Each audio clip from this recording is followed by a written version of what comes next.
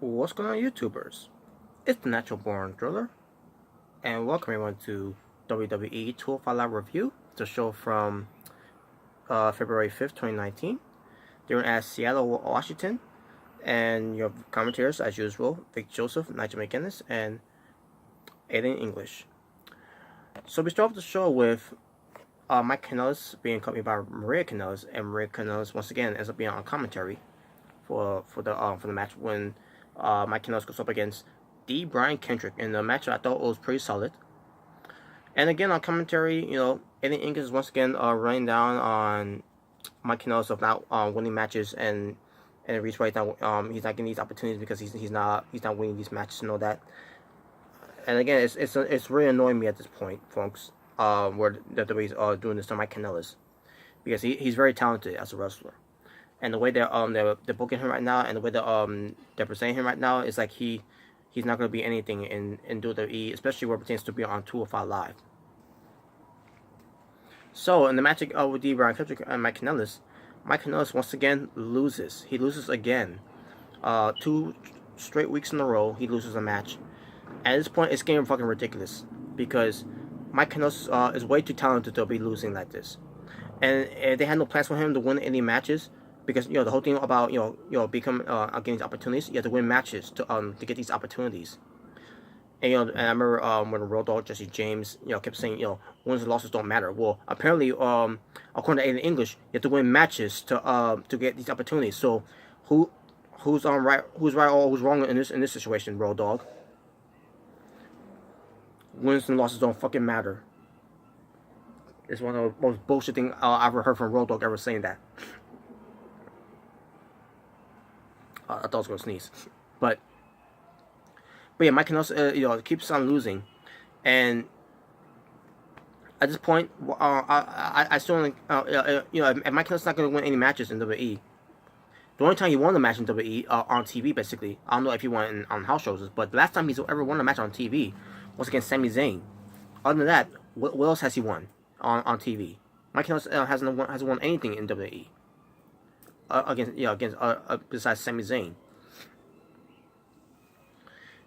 And I try to remember, and Mike Kanellis had another match with someone that he may have won against because they're booking him as where he's facing jobbers or whatever. I don't remember, but it's getting ridiculous, folks. Like, if you're not gonna do anything with Mike Kanellis and obviously not doing anything with Maria Kanellis too, where it pertains to her being in the women's division for Raw.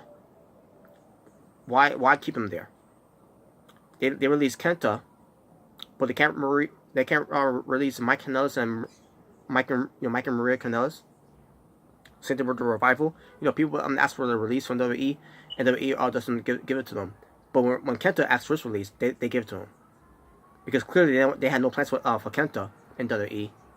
But Mike Kanellis and Maria Kanellis, they got plans for them for what? Just to be featured as losers on TV, and then in the Revival, with them winning tag team matches just lose the big ones. This is getting fucking ridiculous. This is why you can't you can't get these fans back because you're not booking these talents right. And there are some fans that do like Mike Kanellis.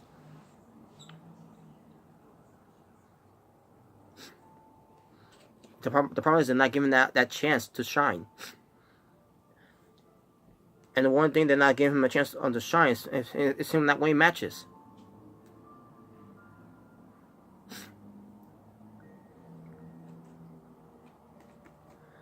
So then we get to Arya Devar talks about what he did to Hideo Itami, Kenta. Basically, talking about how he's been having Hideo Itami's back, respecting him and all that, and then he let him down, and then also he took it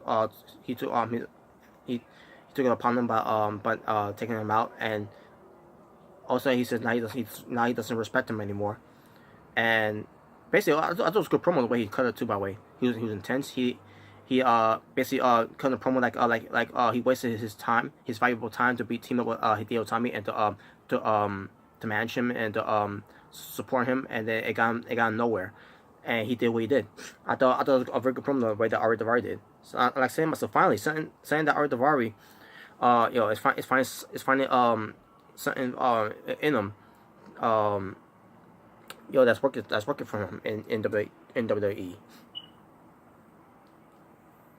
So I do appreciate that.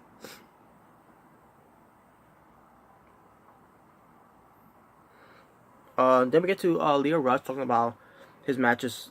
The matches he's gonna have against Akira Tozawa, Humberto Carrillo, and Cedric Alexander, what pertains to being the next number one contender against Buddy Murphy for the Cruiserweight Championship. That's gonna take place at at the Elimination Chamber pre-show.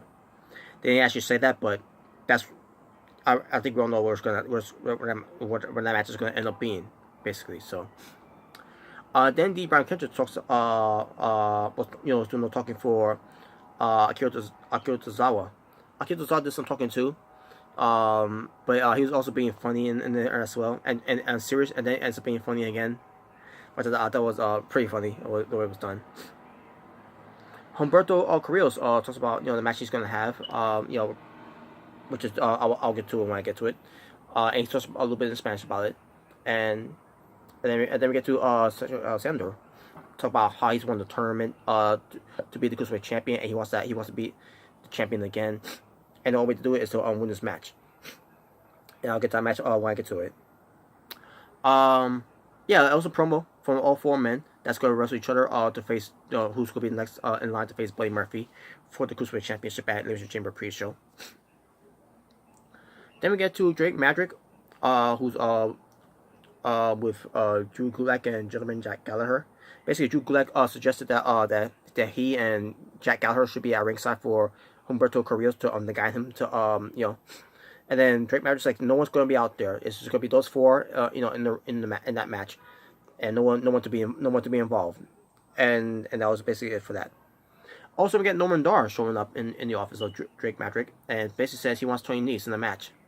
And Drake Madrick says, but he's suspended. It's like, no, I want him next or otherwise, basically he says I want him. Otherwise, I'll fight elsewhere and all that. And then he's like, okay, fine.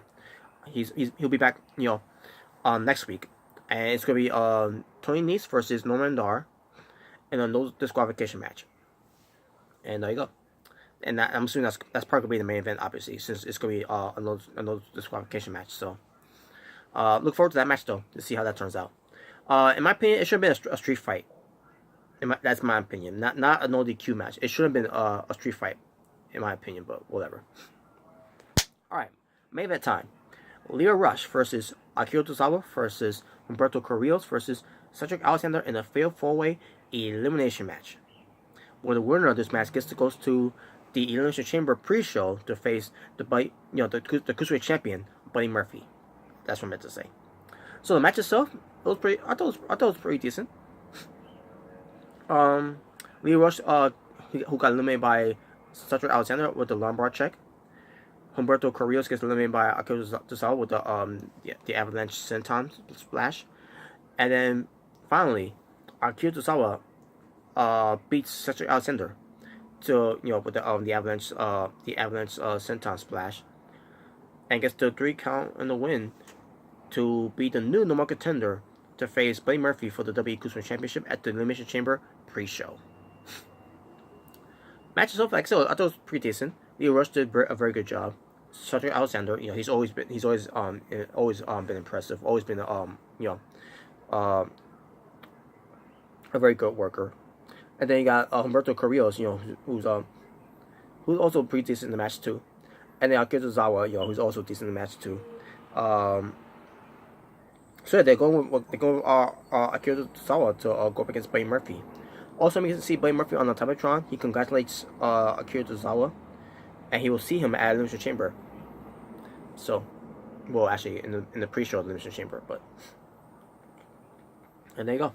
And then Akira Tozawa he continued on celebrating, and there you go. So there you go, folks. That was WWE 205 Live from February 5th, 2019.